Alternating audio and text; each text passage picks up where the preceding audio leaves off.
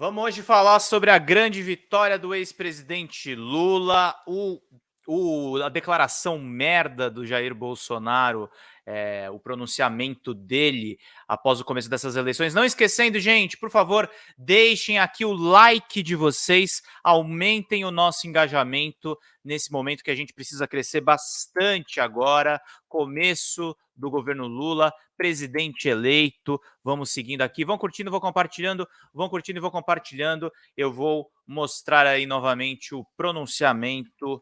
Mostrar novamente não, porque aqui no canal do Folha Democrata a gente ainda não assistiu, mas a gente vai ver aqui o pronunciamento do Bolsonaro após a derrota dele. Pronunciamento de 2 minutos e 28, enfim, mostrando que ele é um derrotado, que ele não consegue se livrar dessa fixação quase psicótica com a esquerda, e como ele não consegue acalmar também os humores a respeito dos protestos bolsonaristas que não vão dar em nada, fechando vias e estradas pelo Brasil todo. Vamos ver aqui esse verme falando.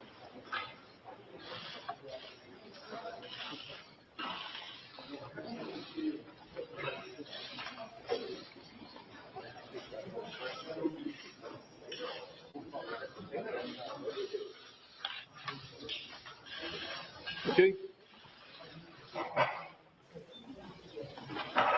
Quero começar agradecendo os 58 milhões de brasileiros que votaram em mim no último dia 30 de outubro.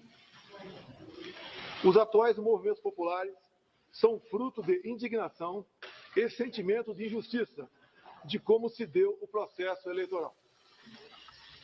As manifestações pacíficas sempre serão bem-vindas, mas os nossos métodos não podem ser os da esquerda, que sempre prejudicaram a população, como invasão de propriedades, destruição de patrimônio e cerceamento do direito de ir e vir. A direita surgiu de verdade em nosso país. Nossa robusta representação no Congresso mostra a força dos nossos valores: Deus, pátria, família e liberdade. Formamos diversas lideranças pelo Brasil.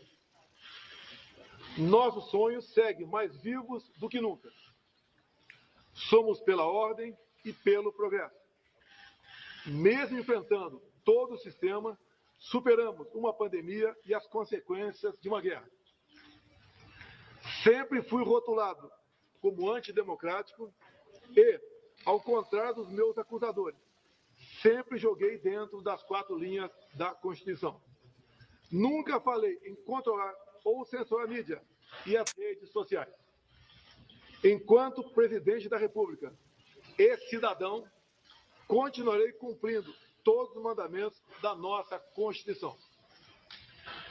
É uma honra ser o líder de milhões de brasileiros que, como eu, defendem a liberdade econômica, a liberdade religiosa, a liberdade de opinião, a honestidade e as cores verde e amarela da nossa bandeira. Muito obrigado. O Bolsonaro em seguida passou a Agora, palavra da Casa Civil, para esse picareta Ciro Nogueira, do Ciro Nogueira. segue nessa que passa a ser uma entrevista coletiva. Vamos ouvir. Quando for provocado, com base na lei, nós iniciaremos o processo de transição. A presidente do PT, segundo ela, em nome do presidente Lula, disse que na quinta-feira será formalizado o nome do vice-presidente Geraldo Alckmin. Aguardaremos que isso seja formalizado para cumprir a lei no nosso país. Foi isso, gente. Esse bando de lixo falando aí. Discurso rápido também do ministro-chefe da Casa Civil. Esse foi os lixos hoje falando a respeito, não tem moral nenhuma. Enquanto isso, né, galera, a gente tá vendo aqui pelo Twitter justamente vídeos e mais vídeos aí das pessoas se ferrando nos bloqueios, né? Vou colocar aqui os vídeos para a gente rodar. Teremos o Gustavo Mendes em seguida aqui para vocês acompanharem. Bloqueios que foram justamente recriminados por Simone Tebet, por João Moreira, por pessoas insuspeitas de justamente de acompanharem aqui tudo que está rolando aqui, esse bloqueio das estradas. Deixa eu pegar aqui um pouquinho. A Gleisi Hoffmann também se manifestou a respeito desses bloqueios. Vamos ver aqui um pouquinho da fala dela, que é bastante necessária. Vamos ver aqui a nossa presidenta do Partido dos Trabalhadores. Arruaceiros do Bolsonaro. Isso é criminoso, né? São os arruaceiros do Bolsonaro. Eu espero que a polícia coloque ordem nisso. Isso é um problema do governo Bolsonaro, é um problema dos governadores, e eu espero que tenha a colocação de ordem. Isso parece-me que já tem aí uma série de ações sendo tomadas. Tivemos uma decisão ontem do Supremo Tribunal Federal que foi importante, e a gente espera que isso normalize, porque isso prejudica o Brasil, a economia brasileira e o povo brasileiro. É uma irresponsabilidade. Isso é criminoso, né? São os arruaceiros do Bolsonaro. É muito importante colocar aqui justamente a responsabilidade. A responsabilidade não é do presidente Lula, a responsabilidade não é da presidenta Gleisi, a responsabilidade é justamente do próprio Jair Messias Bolsonaro. Vão curtindo, vão compartilhando, vão curtindo, vão compartilhando, vão curtindo, vão compartilhando, vão curtindo e vão compartilhando, gente. E o Lula, obviamente, está fora dessa discussão sobre os arruaceiros, está fazendo encontros como, por exemplo, esse encontro histórico dele com Alberto Fernandes, um encontro que não era esperado, não estava previsto, e o presidente da Argentina visitou o presidente eleito do Brasil, eleito para um terceiro mandato.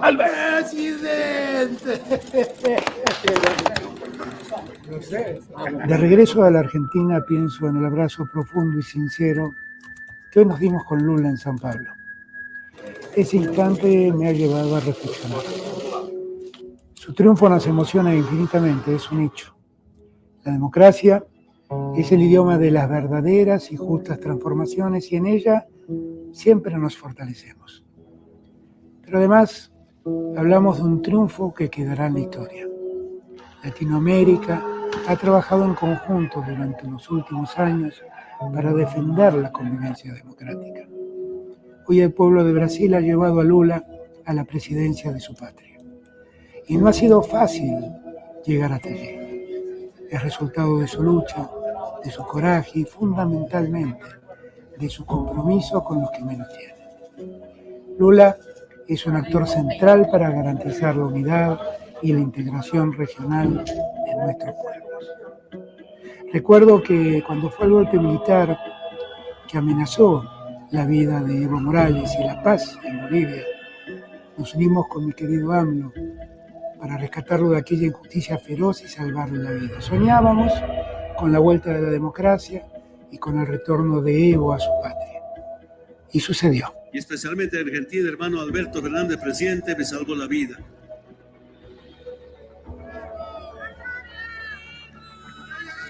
Con Lula en Brasil sentimos algo parecido. El mundo debía saber lo que ocurría. Hablamos con el Papa Francisco para que se encuentre con él y pida por su libertad. Y luego, en aquella cárcel injusta, lo abracé. El sueño entonces era el mismo, que recupere su libertad y que el pueblo decida dónde llevarlo. Y nuevamente sucedió. Soñábamos con gobiernos elegidos por sus pueblos y hoy vemos que, trabajando unidos, los sueños de los pueblos de nuestra región se cumplen. Eu venho aqui para agradecer do fundo do coração o companheiro Alberto Fernandes. El futuro que tenemos por delante es prometedor. Latinoamérica lucha, Latinoamérica se une, Latinoamérica sueña y soñando unida hace realidad esos sueños. Grande Alberto Fernandes fez uma visita de surpresa ao nosso querido presidente Lula.